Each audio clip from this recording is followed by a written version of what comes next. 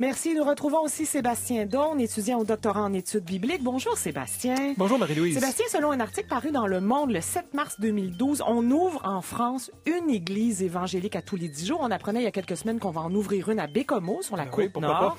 Que Justin Bieber vient d'annuler sa tournée mondiale pour reconnecter et se concentrer à Dieu. C'est un évangélique reconnu. Même chose pour le conseiller religieux de Donald Trump. Oui, ben oui. Ouais. Pourquoi cette religion a autant d'influence à l'heure actuelle? Bien, c'est une religion qui met beaucoup l'accent sur le côté personnel. Alors, ça vient de nous rejoindre vraiment dans ce qu'on croit, dans ce qu'on vit. Ça nous donne peut-être une illusion, mais en tout cas, il faudrait voir d'un monde meilleur qui est facilement accessible.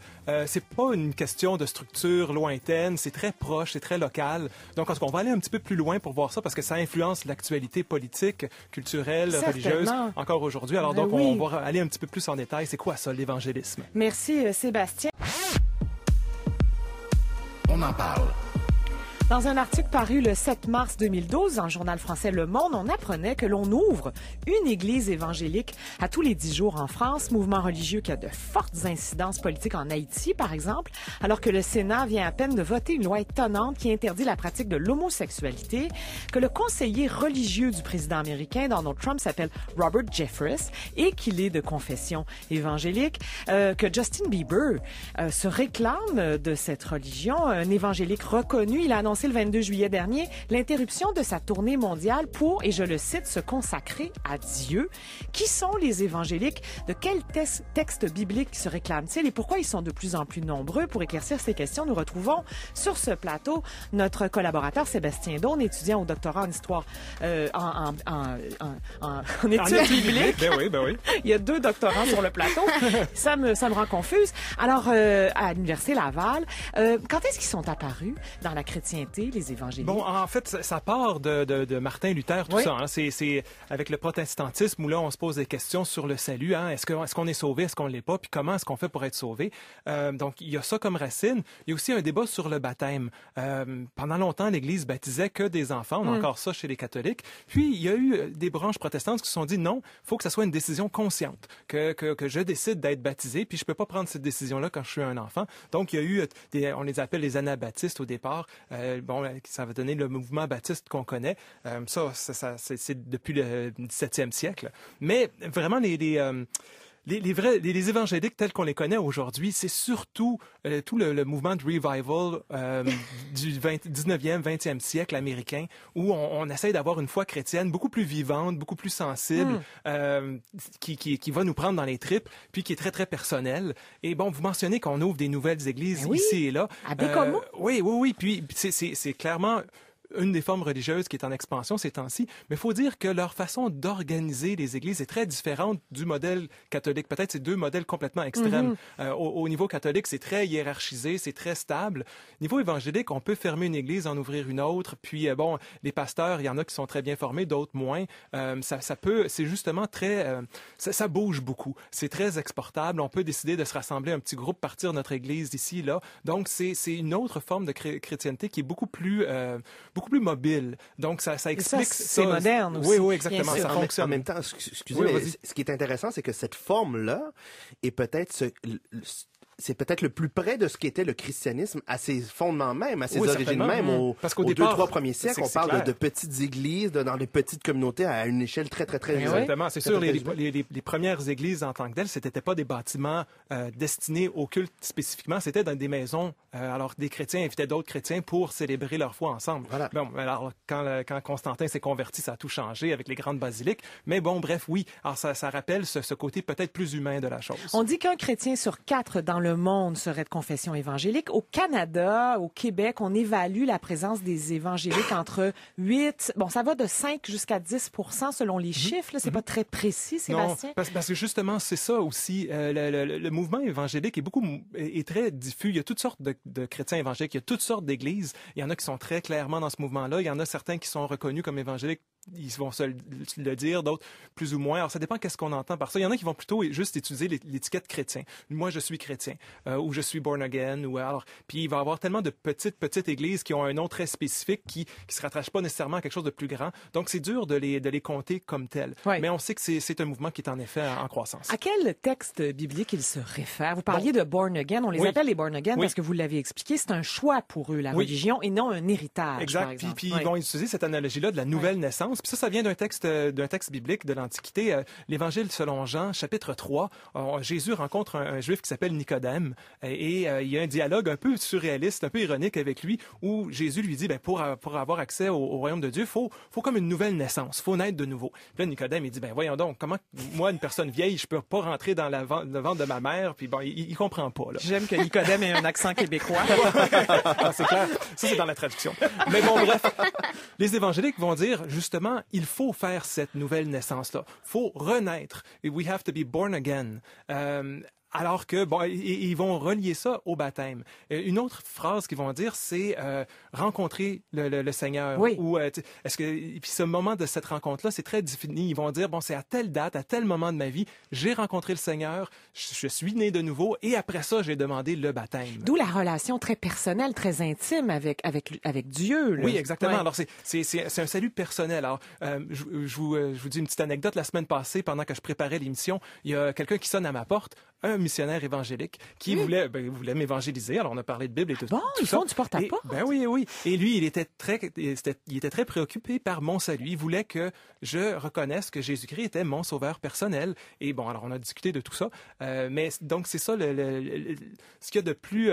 les fondements les plus importants du mouvement évangélique, c'est cette reconnaissance personnelle d'être sauvé. Compare avec l'évangile de Jean, chapitre 3. D'ailleurs, juste une petite anecdote comme ça, vous connaissez Carey Price. Sur son casque, en arrière du casque, il y avait John 3:16, l'évangile de Jean, chapitre 3, verset 16. Dieu a tant aimé le monde qu'il a donné son Fils unique. C'est ce qui suit tout juste ce dialogue entre Nicodème et Jésus. Alors ça aussi, ça fait partie des grands textes évangéliques. Souvent dans les mouvements, quand on va voir une game de football, on a une grosse affiche marquée John 3:16. Ça fait référence à ça. Êtes-vous en train de nous dire que Carey Price est un évangélique? Oui, certainement. Bon, est-ce qu'il pourrait, comme Justin Bieber, laisser sa carrière pour se consacrer à Dieu? Je ne pense pas. C'est un enjeu important pour la saison des Canadiens de Montréal. Mais une chose qui est très importante chez les évangéliques, c'est l'envoi en mission, justement, comme les missionnaires que j'ai reçus chez moi. Alors, de pouvoir afficher sa foi comme vedette, c'est normal, c'est ce qu'on fait. Et justement, tous les sportifs qui font des grands signes de croix ou s'agenouillent ou lèvent les mains vers le ciel ou je sais pas quoi, c'est une façon de reconnaître l'importance de Dieu. Puis, vu de notre Québec séculier, c'est un petit peu drôle des fois qu'on a des entrevues après le match du Super Bowl où Dieu leur a donné la victoire, puis on se demande comment ça. Mais c'est justement dans cette compréhension très personnelle du salut. Dieu se préoccupe de mon destin à moi et c'est ça. Alors c'est très différent d'une façon plus catholique, plus un peu rationnelle de voir les choses. Contrairement aux catholiques, en tout cas de façon, disons que notre pape actuel est plus moderne, mais ils sont pour la contraception, mais ils sont contre l'avortement, dit-on, et contre la pratique de l'homosexualité, ce qui explique ce vote au Sénat en Haïti là, il y a quelques jours. Alors faut dire que il y a des choses qui sont reliées, il y en a qui ne le sont pas aussi. De façon plus générale, ils sont un peu plus conservateurs au niveau moral. Et bon, alors ça va aussi peut-être avec l'éducation, la culture et tout ça. Je pense qu'on peut très bien être évangélique et ne pas être de droite, mais la majorité des évangéliques le sont. Et entre autres, ça va un peu avec l'herméneutique, la façon de comprendre et d'interpréter les textes sacrés. Alors, par exemple, sur la question de l'homosexualité, on a un texte dans les lettres de Paul, dans la lettre aux Romains, chapitre 1, où Paul va dire que il est en train de faire la liste de toutes sortes de péchés. Il dit, il y a des hommes qui ont dénaturé la relation qu'ils ont, puis ils ont détourné le regard des femmes pour aller vers d'autres hommes, puis ils condamnent ça. Mais alors, les évangéliques vont prendre ce texte-là, ils vont dire, Paul l'a dit, il faut l'appliquer aujourd'hui. L'homosexualité, c'est quelque chose de mal. Mais ce qu'ils font pas, c'est lire le contexte dans lequel ce verset-là est écrit. Le contexte, c'est le suivant, c'est que tout le début de la lettre aux Romains, c'est montrer que tout le monde, juif, grec, peu importe d'où ils viennent, c'est quoi leur rapport à Dieu, tout le monde on fait des choses qui n'ont pas d'allure, puis on peut pas se sauver soi-même. Tout le monde est pécheur à quelque part. Puis ça, c'est un des péchés parmi tous les autres. les évangéliques ont comme tendance à souligner ce verset seulement-là. Et ça c'est un point fondamental, c'est-à-dire que les évangéliques, contrairement à l'exégèse, disons, catholique, les évangéliques ont une conception littérale, bien souvent littérale des textes. Écrits, la terre a été, le monde a été créé en 6 jours. Adam et Ève sont les premiers humains. Ils ont une conception littérale. Est-ce qu'ils sont forcément créationnistes? La plupart des évangéliques vont le dire et vont l'affirmer haut et fort, oui. Et une autre façon, on parle d'interprétation littérale, on peut parler d'interprétation fondamentaliste aussi. Au départ, c'est pas nécessairement mauvais, c'est qu'on veut retourner au fondement. Mais c'est qu'on retourne au fondement en se mettant des ornières. Là. On veut pas regarder le contexte plus global. Voilà. C'est ça, exactement. Moi, j'ai aucun problème qu'on lise la Bible pour voir par rapport à nos enjeux d'aujourd'hui. Sauf qu'il faut remettre les textes de l'époque à l'époque. C'est des textes qui ont été écrits dans tel contexte pour répondre à telle question. Nous, on a nos propres questions, notre propre contexte. On peut faire des analogies, on peut les comparer, mais on peut pas faire comme s'il y avait pas 2000 ans qui nous séparent de ces textes-là. Sébastien, selon certains observateurs, l'une des explications de la prédominance de ce mouvement religieux qui est le mouvement évangélique aujourd'hui, c'est leur façon aussi moderne d'articuler leurs croyances par le théâtre, notamment. Il y a des troupes de théâtre au Canada, dont Pacific Theatre à Vancouver, qui se réclament du mouvement évangélique, officiellement. Pas? Dans les arts, dans tout ça. Et c'est encore une fois, c'est la nécessité d'être en mission. Hein, juste le mot évangélique, il faudrait peut-être le définir. Hein. Ça vient de 2 mots grecs, eux et angelion. Eux, c'est bon, c'est pas comme, je sais pas, euphorie en français. Alors, c'est tout ce qu'il y a de bon, de joyeux. Angelion, c'est message. Ça donnait ange en français parce que les anges, c'est des messagers. Alors, Evangelion, évangile, bonne nouvelle, c'est la mission qui est l'Évangile de Marc commence avec ça, c'est bonne nouvelle de Jésus-Christ. Alors, il y a comme une bonne nouvelle qui est à annoncer. Puis alors, les évangéliques, on les appelle comme ça parce qu'ils retournent aux évangiles et à cette nécessité d'annoncer cette bonne nouvelle-là. C'est ça, il y a donc une notion de plaisir qui est plus présente que dans la religion catholique. Oui, plus de fun. Peut-être. Ça dépend. Si on est avec tout le côté moral conservateur, beaucoup plus conservateur en général, là, peut-être qu'il y a un peu moins de fun. Non, mais dans la célébration, par exemple. Dans les célébrations, exactement. Alors, dans les célébrations, si on va, par exemple, du côté des pentecôtistes, là, c'est vraiment quelque chose. La musique, c'est de la musique qui va aller chercher la foule, nous faire lever, nous faire vivre toutes sortes de choses. Le preacher, il peut pas dire une phrase que tout le monde répète, puis il dit "Hey man, preach on, brother." Puis bon, tu sais, c'est vraiment le gospel à son meilleur, etc. Mais en même temps, ce qui manque un peu, c'est le regard critique sur leur propre pratique. C'est peut-être la formation, c'est d'apprendre à lire ces textes sacrés-là. Et justement, quand on arrive en dialoguant avec eux, on voit assez rapidement qu'on est dans un discours peut-être un petit peu simple sur ces choses-là et un peu beaucoup sur le sensationnalisme. Et bon, moi, je trouve ça un petit peu désolant qu'on arrive dans la politique américaine, entre autres, où ces mouvements-là sont très influents sur la politique. Là, ça cause problème. Là. Merci beaucoup, Sébastien.